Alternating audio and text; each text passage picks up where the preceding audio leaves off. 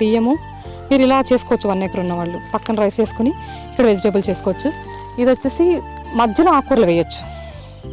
ఓకేనా, ఆ place waste అవ్వకూడదు. సేంద్రీయ వ్యవసాయంలో ప్లేస్ వేస్ట్ అవ్వకూడదు. చిన్న ల్యాండ్ కూడా వదలకూడదు అని మనం. పెద్ద చెట్ల కింద చిన్నవి వేసుకోవచ్చు.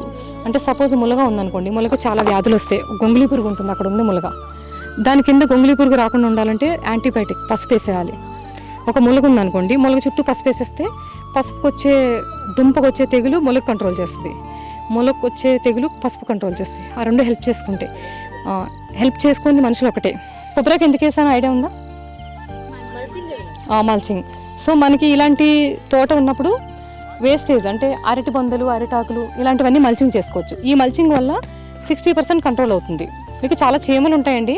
సస్టైన్ ఉన్న భూమిలో విపరీతంగా చీమలు ఉంటాయి. చీమలు లేకపోతే ఆ భూమిలో సాంద్రత లేనట్టు. ఎందుకంటే చీమలు పుట్ట చేస్తాయి ఫస్ట్, తర్వాత చెద చేస్తాయి, తర్వాత పాము వస్తుందండి.